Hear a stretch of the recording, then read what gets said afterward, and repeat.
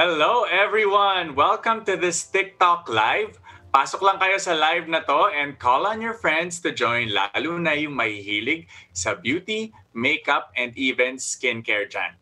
That's why this virtual hangout is for both men and women, ha? You're watching another episode of GoTok Virtual Hangouts, a unique and interactive TikTok live series in partnership with Globe Prepaid and TikTok. My name is Jigs Mayuga at your service for today's topic, which is all about beauty and how to take care of your skin's natural type. Chill lang kayo dito, but be sure to listen, take notes, ask questions, and have fun. Tara, let's go talk.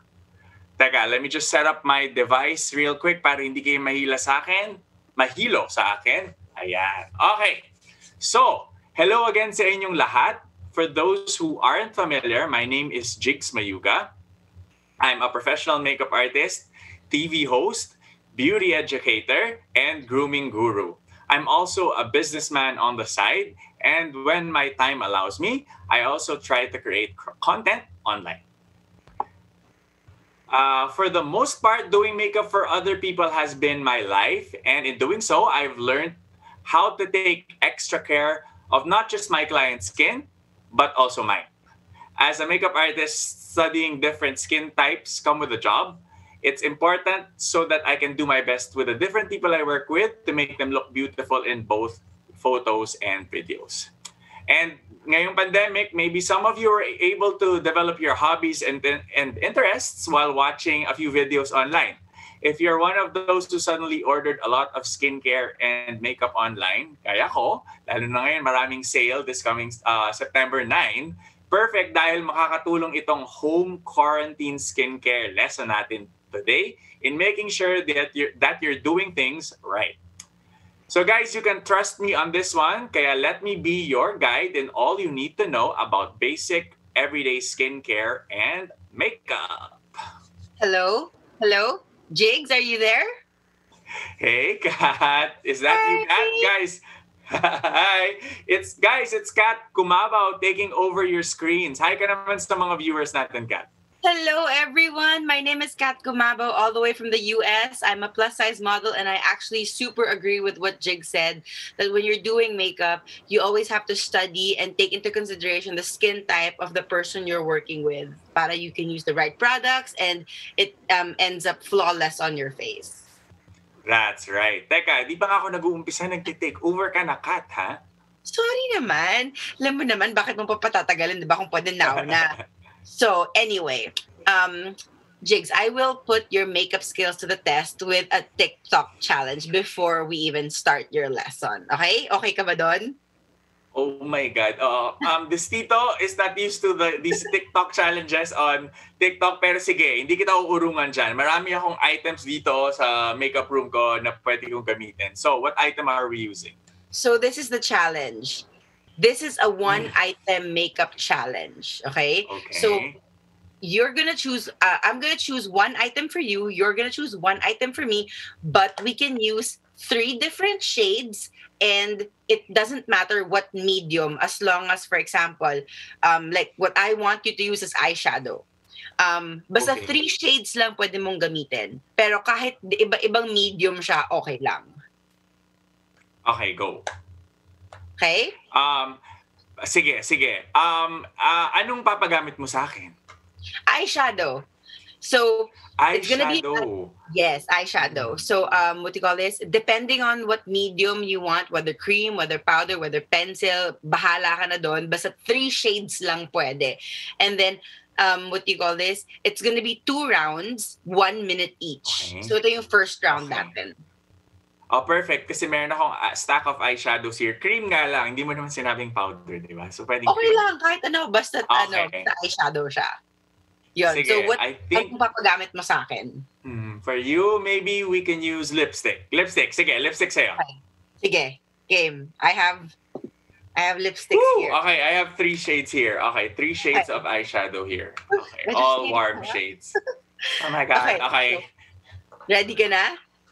Wait, handa na natin to. Okay, go. Sige, wait, let me get a small mirror here. Oh my gosh. Okay. Ready? Three. Oh my God! Ayun na. Okay.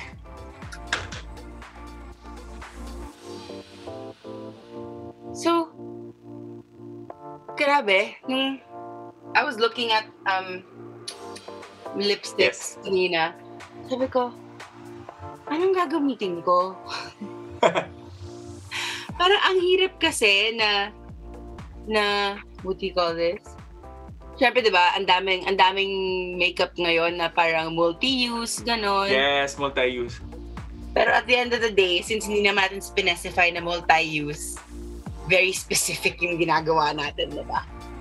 At saka itong mga cream shadows na to, di ba, usong-uso yung monochromatic look. So yan, I'm using the same color for my eyes, cheeks, and lips. Actually, beauty has been very simplified. 10 seconds, 10!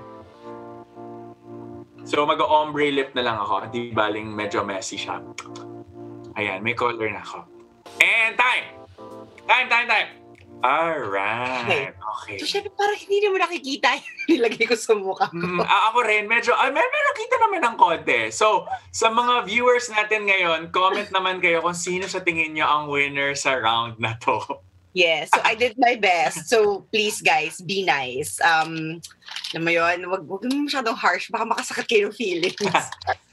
I think you did well naman, Kat. But since you are also a professional makeup artist, but I think I did it better. No, joke lang, chika lang, joke lang. I think so too. No, but let's have the viewers decide for us. But right now, I think I need to start the lesson proper na. Let me ask you, Kat, do you know your skin type? And what specifically are you doing to take care of your skin? Bago tayo mag-start. So my skin type changes depending on the weather, especially when I moved here to the States. That is the Philippines, normal to combination yung skin type ko. But when I moved here, I experienced dry seasons wherein I had dry skin. So I adjust my routine depending on the weather and my skin type. Syempre, the drier the season, the thicker my moisturizers and my serums, my creams, my oils.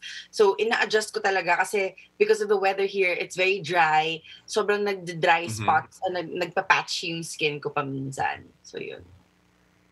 Actually, tama yan. And yun din yung pag-uusapan natin later kasi hindi naman one size fits all lang ang skincare. And nagbabago talaga siya. So, yun din yung pag-uusapan natin. Sige, Jigs. I won't keep you from your lesson but don't forget, may round 2 pa tayo mamaya. So, see you later. Di pa tayo tapos. Sige, I'll see you later. Thanks, Kat. Okay, bye for now. Alright. So, ayan. Let's thank Kat. Babalik siya later. But let's proceed with the lesson. But first, let's talk about the skin. Okay? So, syempre, bago tayo mag-proceed sa makeup, pag-usapan muna natin ng skincare since yan naman yung main focus ng ating lesson today. The skin is the largest organ of the body. That's a fact. And it also is the reflection of a person's health. Main functions ng ating skin is to protect our internal organs. It's an agent of sensation, heat regulation, excretion, secretion, and absorption. At ang pinaka-importante dito sa lesson natin today, it's also a canvas for our makeup.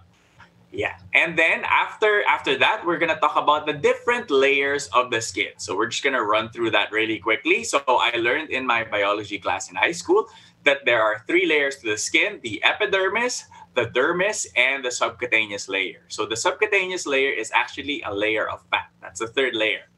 Tapos yung atin namang skin color, it depends on a substance called melanin. So melanin, it's tiny grains of pigment between the basal layer of the epidermis, which is the top layer, and the papillary layer of the dermis. Ayan.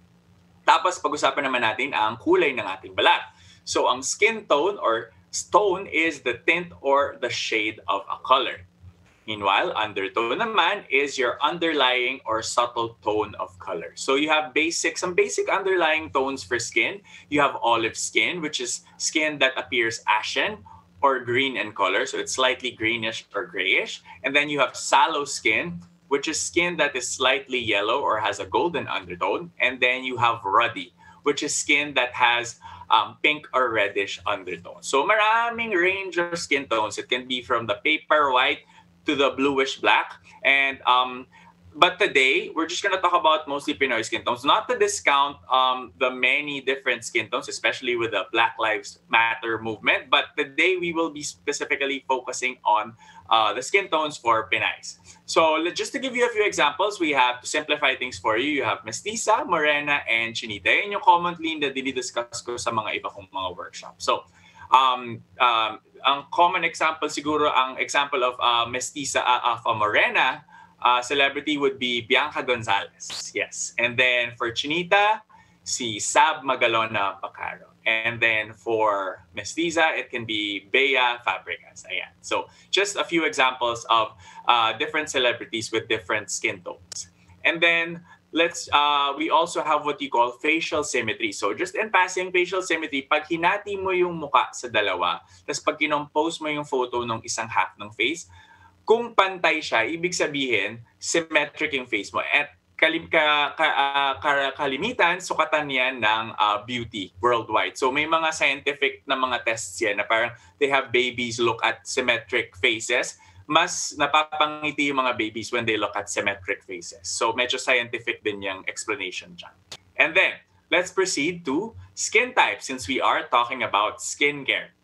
So, it's not unusual for men and women to have a little bit of each skin type simultaneously or at different times of the month or the week. Gaya ng mention ni Kat, winter's a state, so nagiging dry yung skin niya. So, same dito, marami tayong iba-ibang, we have dry and wet weather. So, pag summer, usually mas mainit, so you might want to use something more lightweight. At pag malamig naman, you might want to use something more moisturizing. But we'll go into detail about that later. You may also need specific separate products to deal with their different skin types, even on the same face. Ayan. So, ang una nating skin type is oily skin.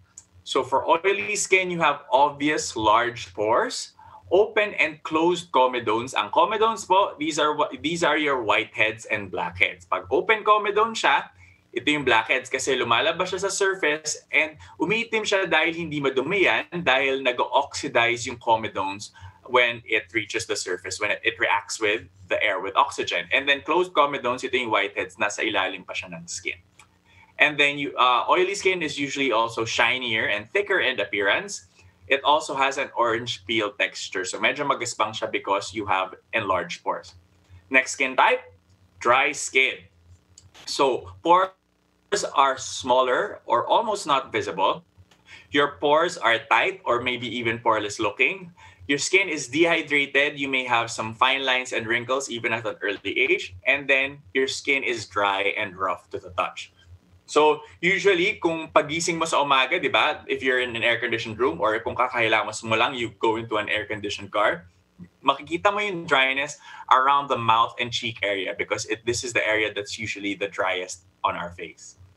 And then the next skin type is your normal skin. So even normal skin has even pore distribution throughout the skin.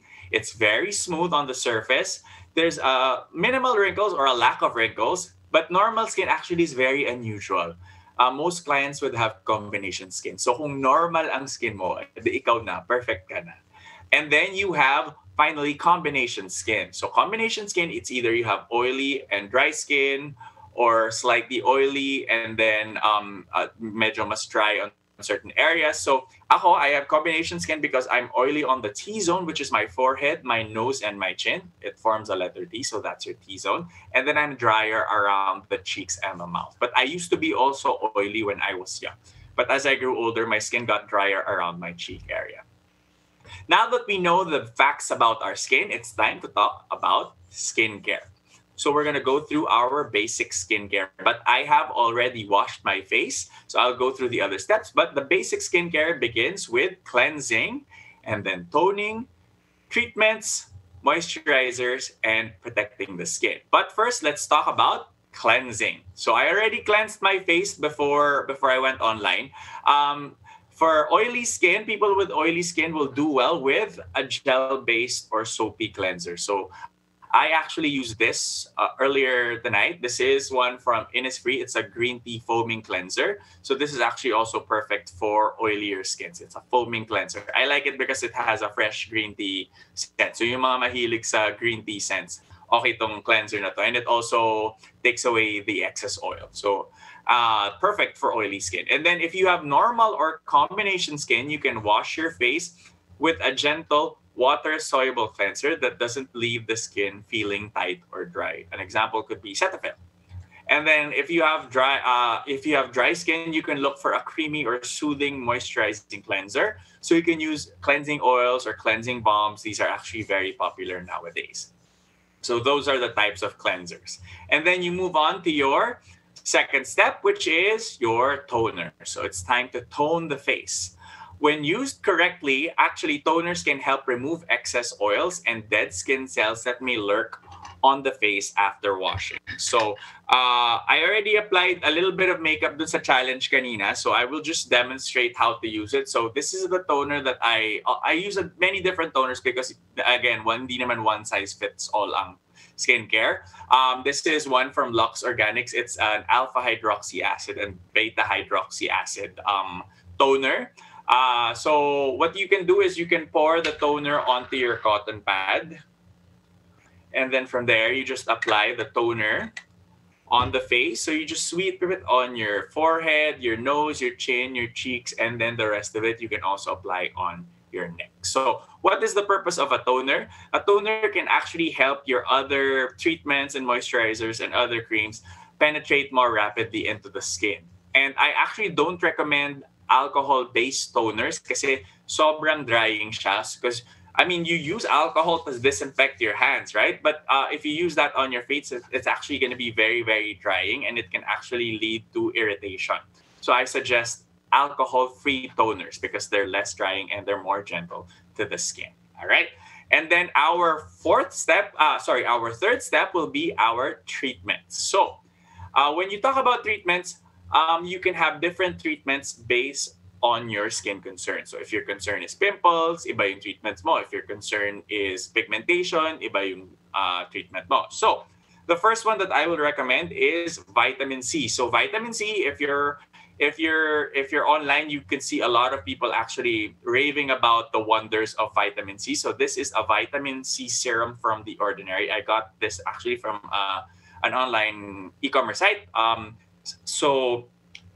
This one brightens the skin, it reduces redness, and lightens pigmentation. So kung may mga acne marks kayo, meron kayong mga freckles, vitamin C actually brightens the skin and it actually also evens out your skin tone. Kunyari hindi pantay, if you went under the sun and you're darker in certain areas, you can actually use this to brighten your skin.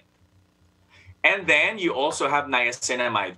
Niacinamide is actually very popular. I see niacinamide in facial washes and body washes. So niacinamide, it reduces inflammation, it minimizes the pores, and it regulates oil production. So this is good for people with oilier skins. And then finally, the one that I use regularly is retinols. So retinols, they boost the amount of collagen in your body and makes the skin more plump. It cuts down on fine lines and wrinkles, but hindi lang pang anti-aging ang retinols. It's also good for people with acne or pimples because what this product does is it speeds up the turnover of dead skin cells. So actually, nung 16 pa lang ako, ginagamit ko na siya, prescribe na to ng dermatologist ko for my pimples, at nung tumanda naman ako, pang anti-wrinkles naman siya. So actually, this is a wonder treatment for me. So ito talaga, I really believe in retinol. So this is a pharmaceutical grade retinol product, but you can actually get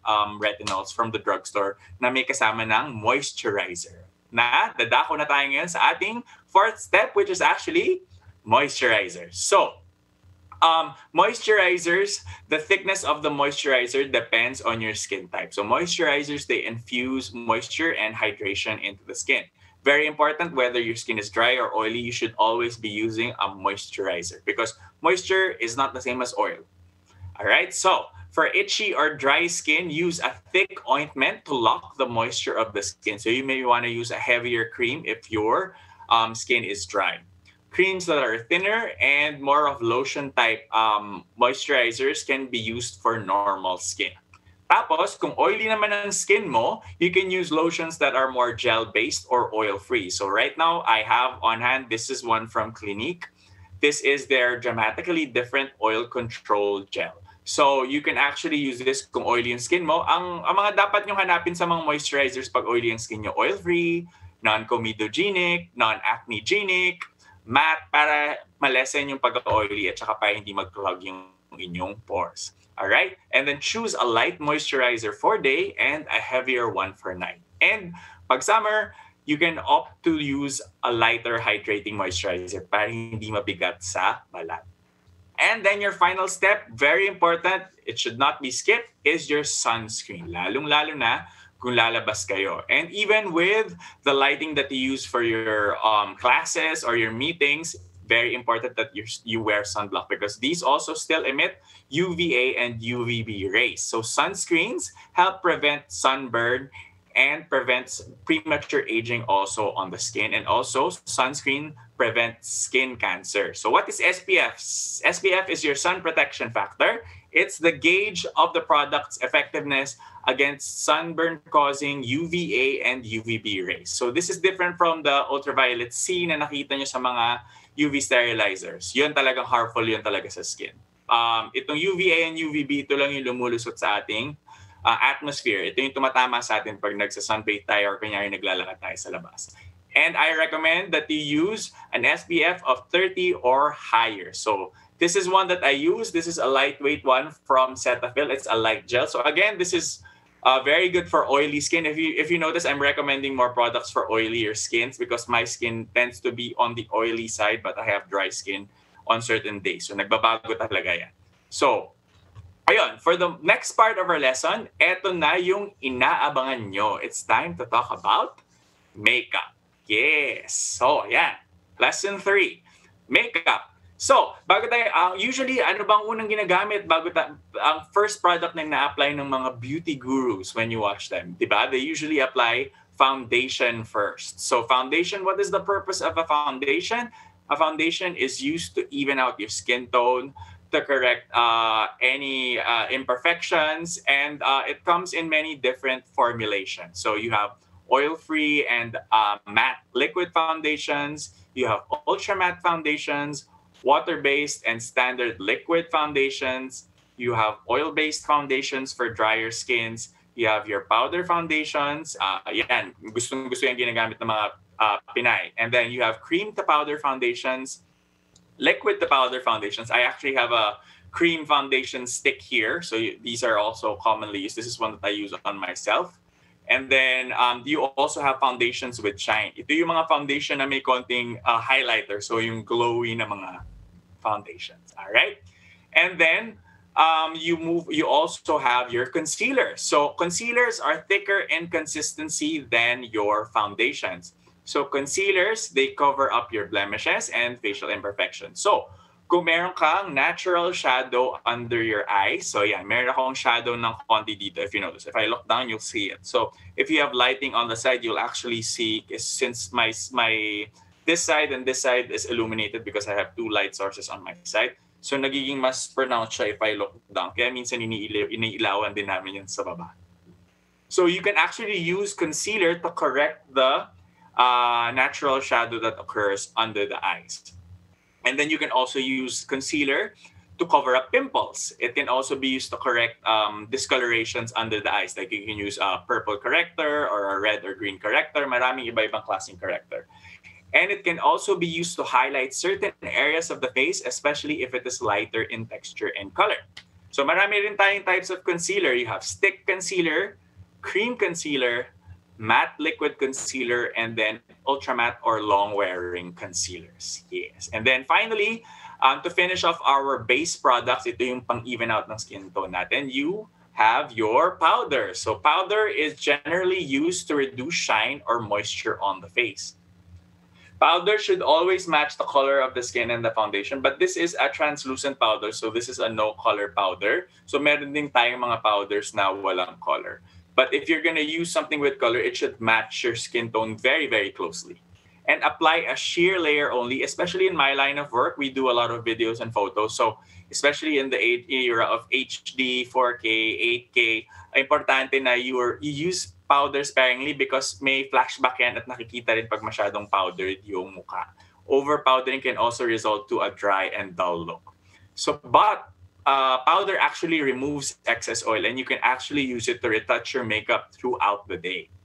But also, if you're using water-based, oil-based, or cream-based foundations, you it's best to set the foundations with powder. At kung gusto mo naman ng glowy or dewy finish, then it's best to skip powder. But since we live in a humid tropical country, there are days talaga where you will need powder. So kung ayaw nyo lang magmukhang sobrang overly powered, just retouch throughout the day and don't need to powder the entire face. And then meron din tayong mga types of powders. So this is an example. Yung hawak ko, this is loose powder. It comes in a pot. And then it sets makeup and it's extremely fine in texture. So these are finely milled. And then you have iridescent powders. Ito yung mga powder highlighters natin. They contain light reflecting pigments. It can be in a loose or pressed form. You also have your bronzing powder. So bronzers, pwedeng loose powder din yan or pressed powder. It warms up the skin to make you look more tanned. And then you also have your pressed powder. So ito yung ginagamit mostly ng mga girls pang retouch throughout the day. Pang lock in din yan ng foundation and concealer. All right. So now that we've evened out our skin tone, we want to add color to our face. So we use blush. So blush adds a healthy flush of color to the skin. So actually kanina yung ginamit kong product, this is one from BLK. It's called their Stacks. So this is actually an eyeshadow, cheek color, and lip color. So actually, nung challenge ako ni Kat, this is a multi-use product. It's technically a combination of blush, eyeshadow, and lip color. So ginamit ko siya sa cheeks ko kanina. So marami tayong mga blush effects actually. And let me just run through it briefly. So kung gusto nyo magmukhang mas slim yung face nyo, you wanna apply the blush more vertical in a narrow line down the center of the cheek to make a large face look slimmer. So if the face is larger, you want to apply the blush either vertically or diagonally across the face to lengthen the face. Diba? If you want to lift the face naman, you want to accentuate your good cheekbones. Kung mataas yung cheekbones nyo, you can apply the blush high on your cheekbone. So this is your cheekbone, the bony part by your ear. You can apply the blush high on the cheekbones on either side. To soften the face, para fresh lang, yung ginawa ko kanina, pampa-fresh, ilalagay nyo lang yung blush sa apples ng iyong cheeks. So when you smile, your face moves forward. The fleshy part on the front of your face when you smile, those are actually the apples of your cheeks. So you want to apply the blush with a fluffy brush while you smile and look into the mirror and then apply it on your cheeks. This is the most actually natural and basic way. If you've been to makeup school, yan yung pinaka-basic na way of applying blush. It creates that healthy flush that you get after you exercise. And I also recommend using a big fluffy brush if you're using powder blush. Kasi mas natural yung effect ng blush pag malaking brush. Pag maliit kasi yung brush, nagiging stripy yung effect. Or kung cream, pwede nyo namang siyang kamayin and then i-blend nyo siya. To sharpen your features, kung gusto nyo mas mukhang mas angular, parang contouring with blush, you can apply the blush on the hollows of your cheeks. So kung kanina, to lift the face, dito mo na-apply yung blush. To sharpen the face, you want to apply it beneath that cheekbone on the hollows to use blush as contour. So this is a technique we call draping in the makeup artistry world. Okay? This was popular in the 80s, but it has had the resurgence in recent years. Okay? And then, finally, to widen a long, narrow face, so kung medyo pahaba yung face nyo, reverse naman, you want to apply the blush horizontally to widen the face, to create the illusion of width. For types of blush, you have your usual powder blushes, yung nakita natin sa compact, yung mga blush-on na tinatawag natin. You have your cream blushes, which I have. You also have your liquid and gel blushes, which are your usual lip and cheek tints. Very, very popular then nowadays. Dadako naman tayo ngayon sa mata. So we're gonna talk about eye designs. So eye designs are actually endless. Walang hard and fast rules pagdating sa eyeshadow. It's actually a matter of artistry also. So whatever works for another person may not work for another person also. But as a makeup artist, the simplest and most effective way is to shade the eyes to accent its natural shape or to alter it by using a progression of light, medium, and dark neutral shades. So kung gusto nyo mas natural, you can probably invest in a palette of many different shades of brown, and then you can play around with the shadow and highlight to create depth to your eyes. Yeah, very basic, yeah. And then when it comes to eye designs, we start off with eyeshadow. So, ang eyeshadow, marami rin siyang different types. You have your powder eyeshadow. So this is an example of an eyeshadow palette. So ayan, marami siyang kulay. And then meron din siyang mga neutral shades. When you talk about neutral shades, they're your whites, browns, beiges, blacks, grays. So very universal yung mga shades na yan. I also have some color in this eyeshadow palette. And then you have your cream eyeshadow. So yung ginamit ko kanina, that's a multi-use cream product. So you can apply it on your eyes. You also have pencil eyeshadows. So this is an example of a pencil eyeshadow. And then you also have liquid eyeshadows. Tapos, meron din tayong eyeliner. So yung mga mahihilig mag-cat's eye dyan, yung mga tungkil. Meron tayong pencil eyeliner, kohl eyeliner. You also have your powder eyeliner and your gel eyeliner, yung mga nasa pot. And then finally, you have your mascaras to open up the eyes. So as a tip lang, if you have long lashes and they grow down, straight down, because usually Asian lashes mahaba yan, pero kailangan ng tulong from an eyelash curler. So always use an eyelash curler before you apply your mascara. So mascara, merong lengthening, may thickening, may curling, and may volumizing. Ayan. So dadako na tayo ngayon sa pinaka-importante because kilay is life. Brows. All right. So we're gonna talk about how to, ayan, may instant kilay ako. Diba? Kakasabi ko pa lang, nagkakilay na ako. So, I'm gonna teach you guys how to map out your brows. So I have my brow pencil here. This is my favorite brow pencil. So tweezing is usually done to achieve a soft, natural shape to the brows. Actually, nung bata ako, meron akong unibrow. So, isa lang yung kilay ko nung bata ako. Inayos ko na yan, tapos hindi na siya tumutubo dito. Okay na rin kasi ang hirap talaga na iisa lang yung kilay mo. Mukha kang laging galit. So, the start of the brow should align with the center of the nostril. So, I'm gonna get a smaller object here so you can see. So, this is a long Q-tip. So, you get your pencil and position it by the nostril, by the bridge of your nose. Where it intersects with your brows, that's where the brows should begin. So kung magpe-pencil ka ng brows, diyan ka magsisimula. Whichever is outside of that, you can start plucking with your tweezers. There. And then, from here, from the bridge of the nose, you want to move that object, your pencil, towards your iris. So it intersects with the iris. And then where it intersects with the brows, that's where your arch should be. O yung parang angle. Ayan. So perfect. Ayan. And then from there, you want to move the pencil or the object towards the outer corner of your nostril. So from here, move natin dito. Angle it towards the outer corners of your eyes. From there, you wanna locate where it intersects with your brows. That's where the tail of your brow should be. So 1, 2, and then move outwards 3. Ayan. So yun yung guideline nyo. Some steps in order to groom your brows at home kasi alam naman natin hindi naman lahat ng mga salons and brow grooming salons bukas ngayon. So if you want to do it at home, you can first draw your preferred shape with your brow pencil. So you want to use light feathery strokes to draw in your eyebrows. I actually have full brows, so I don't need much brow pencil, but you can use light feathery strokes following the natural hair growth. So you don't want to go against the natural hair growth. And then you can tweeze outside of that area that you filled in. And then you can set the brows with brow mascara. Okay?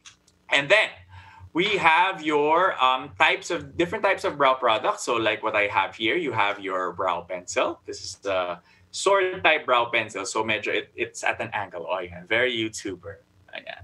Okay. And then you have your powder eyebrow products. Ito yung mga nasa parang mukhang eyeshadow palette. And then you also have gel brow products. Ito yung mga brow pomade na tinatawag natin. And then you also have, after nyan, we've done our base, we've done our blush, our eyebrows, our eyeshadow. We move on to the final part, which is our lip color. Yes. So usually yan ang final step naman talaga when it comes to makeup. So you have many different types of lip products. You have lipstick, your standard lipstick that comes in a tube. Let me just get a sample here.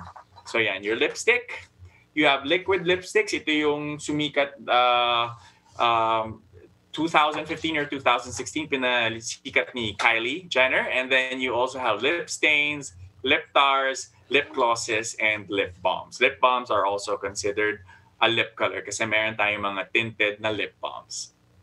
All right, so guys, if you missed a few points that I mentioned, no worries because we're doing a special webinar next week. That's September 11, Friday, where I will go more in depth with today's lesson. So steps on how to sign up will be announced soon.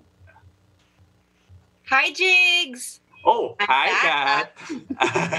Ang dami doon, but I think I was able to jot down everything. So, may pa-notes. Siyempre, nakinig ako.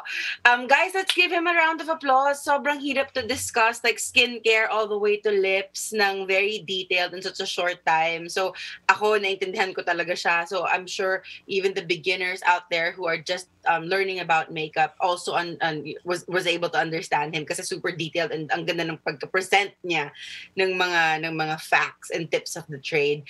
But Jigs, I have a few questions. Sure. Number one, retinol.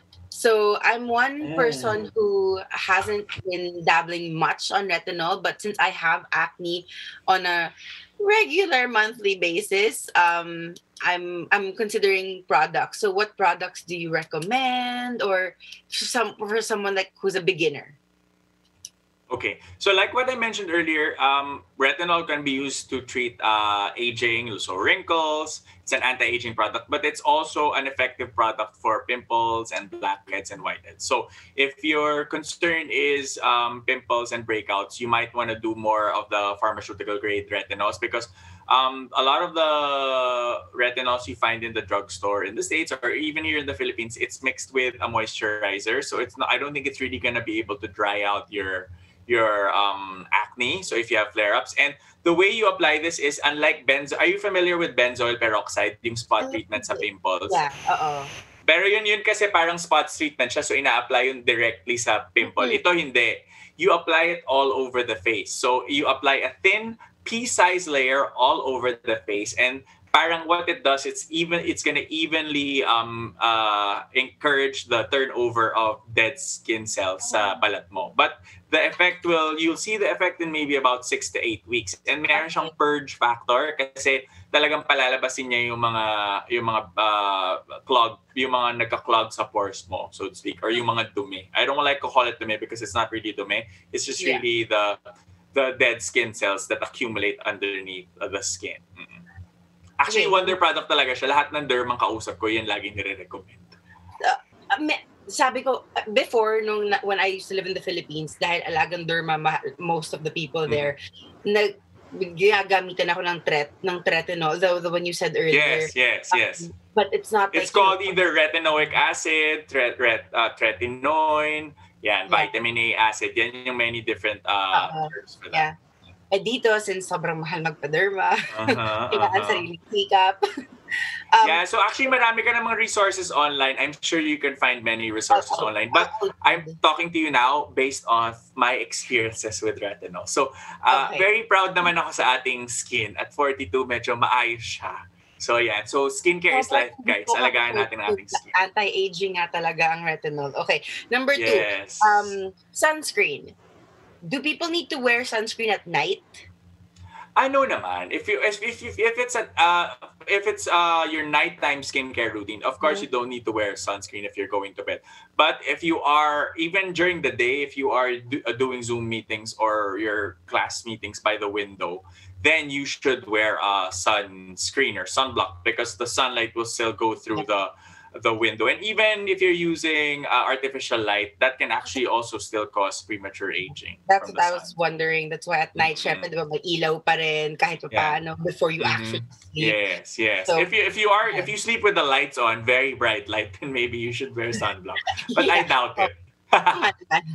Okay, so as a makeup artist, in putting all your knowledge into action, when did you feel most accomplished? Na para bang napawaw ka sa sarili mong talent and you really gave a pat on the back for yourself na parang, I made it, ganon.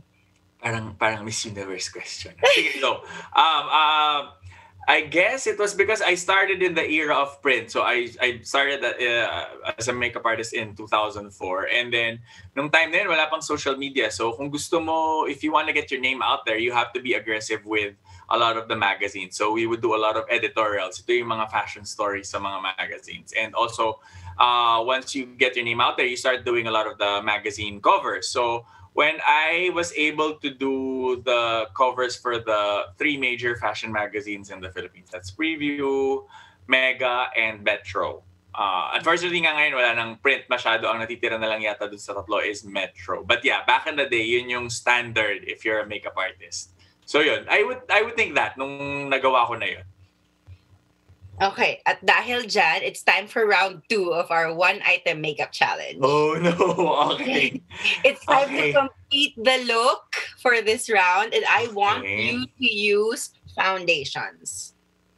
Okay, so meron ako dito nito, stick foundation, and I will use this cream contour. So I can use 2 or 3 items, right? Tama ba? As long as foundation siya, 2 or 3 shades. Yeah. Okay na to. Sige, go. Okay. And for you, baka iniisip ng mga tao kasi baka hindi pa tapos yung makeup ko. Guys, naka-eyeshadow lang ako, hindi pa ako nagpa-foundation. Pero for you, sige, blush. Blush naman since kailangan mo nga ng more color on the face. Yan. Sige, go. Sadohin na natin. Promise. Ay, wise. Promise. 2 items lang. Pero sige. 3 shades lang gagamitin ko, swear. Sige, go. Sige, go. Sige. Go. Ready na? Ayan na. Okay. Okay, go. Oh my gosh. Okay.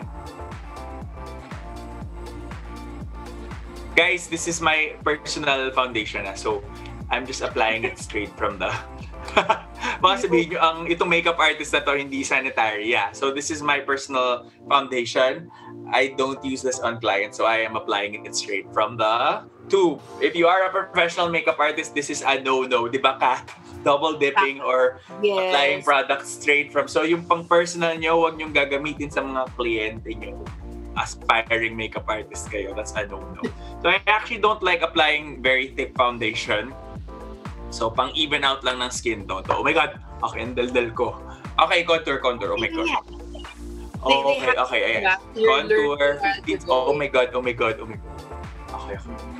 So, contour, applying it on the hollows of the cheeks and also the jawline. Oh my gosh. And time. Okay, sige. Let's see. Oh my God. Oy! In fairness ha. Ayan, may color name. In fairness. So, ako naman pampa-fresh lang. Parang wala eh. Super wala. So, I can see it. Oo. Okay. I can see it. Lang tayo? K-drama beauty lang tayo ngayon. Very fresh dewy, very fresh. Exactly. Ayan. So okay naman. Ikaw ang professional. You win. Pero, rate mo na lang ako kasi sa'yo flawless eh. Actually, I'll give it a 10. Kasi, I mean, come on. You also know how to do makeup. So, I still give it a 10. We're not doing a full glam tonight. We're not going anywhere. So, yes. I still give it a 10. Thank you. Jigs, thank you so much for doing this makeup challenge with me. I had fun, and of course, I learned lots of lessons more. But now it's time for you to answer questions. So I'll do the asking from the comments that our viewers have been posting, and then you just answer as you will na lang. Okay? Okay, go. Shoot. So, from Sulit Factor, any general makeup tips for guys? Okay. So, whenever I go on camera, I have actually perfect that you asked that. I have a small Kikoy kit here that I bring to shoots kung kailangan ako yung mag-makeup. Actually, tinanggal ko kasi yung isang item. Ayan. So, I have my eyebrow pencil kasi I have dark brows pero minsan kung malakas yung ilaw, nagmumukhang washed out pa rin. So, minsan pinifillin ko siya. But for guys, this is from Benefit. It's a dark gray, almost like a soft, cool black. So, kasi pag masyadong warm sa guys, alam mo yung parang nakaangat yung kilay Yeah. kasi masyadong mapula. So, something more neutral and on the cool side will do para hindi ka mukhang naka-makeup. Because as a dude naman, di ba, on cam, you don't want to look like, unless, of course, your look is like Manny MUA or Jeffree Star. I'm not discounting that demographic, no? But for my taste naman. And then, I have a small powder foundation. This is a powder foundation from MAC. So I don't really use cream foundations as much or liquid unless may mga breakouts talaga ako, which happens sometimes also. Nagka-mask niya ako actually ngayong pandemic sa kakasuot din ng mask. And then I use a powder foundation on days naman na good skin day ako. Tsaka oily ako So gumagamit rin talaga ako ng powder lalo na sa mga shoots. And then I have a small brush here pang apply ng foundation because I like applying it to the brush instead of a sponge para mas, di ba, like blush, di ba, mas smooth yung, mas equally distributed if you use a brush. And then, I have a concealer here just in case meron ako mga pimples. And then, I have a brow brush. So, para lang pang blend nung in-apply ko sa kilay. I actually don't use blush also either. And then, I have a small... this is a lip balm from BLK. It's a color adjusting lip balm. Just to give my... what happens is it's clear, but when you apply it, it adjusts to your natural lip color to give it a slight color. Actually, I actually have some tips also on my own platforms about men's makeup. And then I have a small can of hairspray in my Kiko kit. Kasha to sa bag ko. So lahat yung kasha, kung kailangan ko lang ayusin yung hair ko. So pati hair, ayan. Kasi medyo flat yung hair ko. Inayos ko lang talaga yun kanina, guys. So yan. Yun yung mga tips ko for guys. Dapat talaga normalize natin ang talking about skincare for men also and grooming for men, makeup for men. Yes. You know, in this day and age, with everything that's going on, talagang, I mean, everyone can use makeup. It's for everyone, not women. Yeah. Exactly. Mm-hmm. Okay.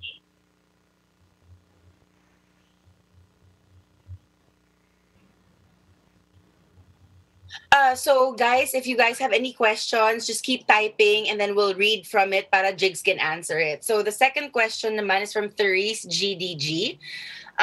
Is it super important to wear foundation or pwedeng i-skip? Okay, so again, it's a matter of preference. Ako kasi personally, if it's a good skin day, I'd probably just go with a little concealer under the eyes. That's it. Or you can also pull off a tinted moisturizer, something with a sheer coverage. But if you have breakouts, of course, you can go even more full coverage. Meron tayong mga full coverage ladies yan. Alam natin yan. So even with good skin, di ba? Siniki tutorials, maganda naman yung skin pero nag-full glam siya, di ba? So it's really a matter of preference. But for my line of work, since I work a lot with celebrities and we do makeup for HD photo and video, I prefer thinner foundations or a thinner base makeup for myself and for the people I work with. Kasi yung mga director usually sasabihan ka rin kung masyado, or mga photographers sasabihin ka rin kung masyado makapal yung foundation kasi mahihirapan din sila to touch up the photo if walang skin na nag-show through dun sa photo or dun sa video. So, best to let the skin show through pa rin. Kung may breakouts ka, of course, takpan mo. Pero kung maganda naman yung skin mo, best to probably skip the full coverage foundation. Okay, our next question is from Lane Ibayas. Should you put concealer over or under your foundation? All right. So, that's actually a very good question. It's a matter of preference. So, like, marami akong kilala na nagpa-foundation muna tapos concealer. And then I like using concealer first before foundation. And especially if you use color correctors. So, just a quick note on color correctors. If you have bluish undertones sa ilalim ng mata mo, you can use an orange corrector to counter that. Because if you look at the color wheel, blue is opposite orange, di ba? And then if you have redness naman, kung may red pimple ka, pwede ka mag-apply ng green corrector. Same thing, green is opposite red in the color wheel. So to correct that, and then saka ka mag-apply ng foundation or concealer over it. Mas magiging less noticeable siya if you cover it with a corrector first before you apply your foundation or concealer. So again, if you use correctors, you can use it before. But if you also prefer to use a concealer after, kung nakikita pa yung mark after mo mag-foundation, you can also use a concealer after. Okay. Um, the next question is from Navin. Sorry, hindi ko alam i-pronounce. Nav, Navinsus. What's a common makeup mistake that people do that you've observed over the years?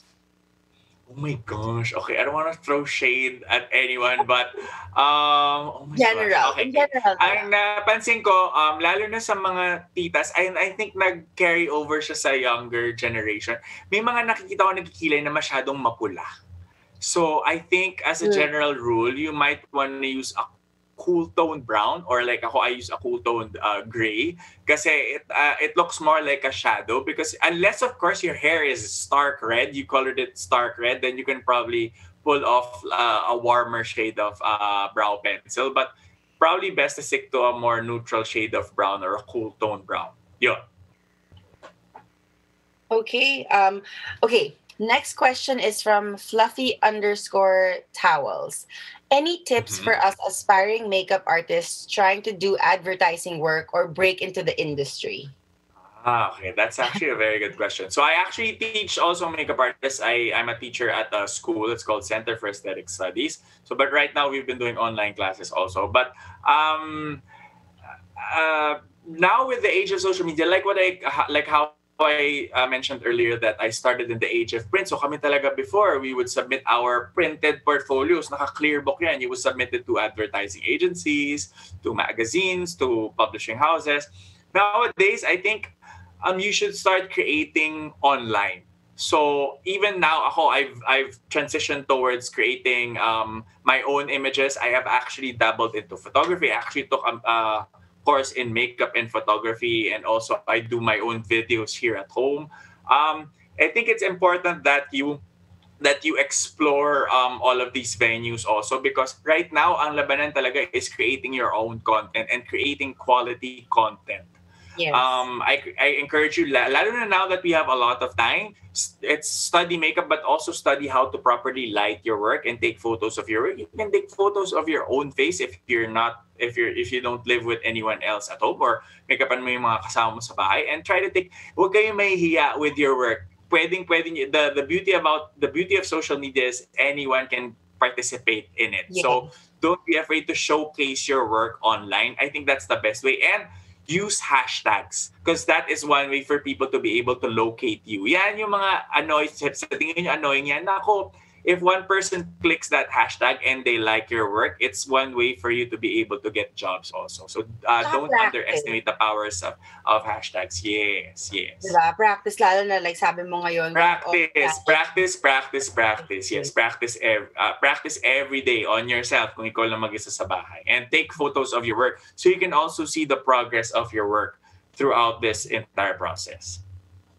Okay, so I think we've covered all the needed questions. Thank you guys for sending in your questions. If you have what do you call this? And thank you for tuning in today as well. And thank you guys also, and thank you Kat for helping me today kahit hindi tayo same ng time zone. Anong oras na ba dyan sa Amerika? It's 6 o'clock in the morning. Good morning sa'yo. But Good oh my God, morning. thank you. Thank you so much for helping me out today. I appreciate it. Anytime. Anytime. I hope nag-enjoy silang lahat. And sana itry din nila yung challenge that we did with their families and loved ones at home, kasi masaya talaga siyang gawin. Especially when everyone's like on a timer na nagmamadali na lahat ng tao. So I'll leave the rest to you, Jigs. Thank you again. And bye, everyone. Bye Kat. Thank you so much. Bye. All right. So I hope you guys enjoyed the lesson that I gave you in this episode of GoTok Virtual Hangouts. This series is in partnership with Globe Prepaid and TikTok. Be sure to watch more episodes and follow us here on TikTok, Enjoy Globe at Enjoy Globe for more GoTok updates. And again, if you missed today's lesson, no worries, because we're doing a special masterclass next week. That's September 11, Friday, where we'll go through everything I talked about today and more. Details on how to sign up will be announced very, very soon.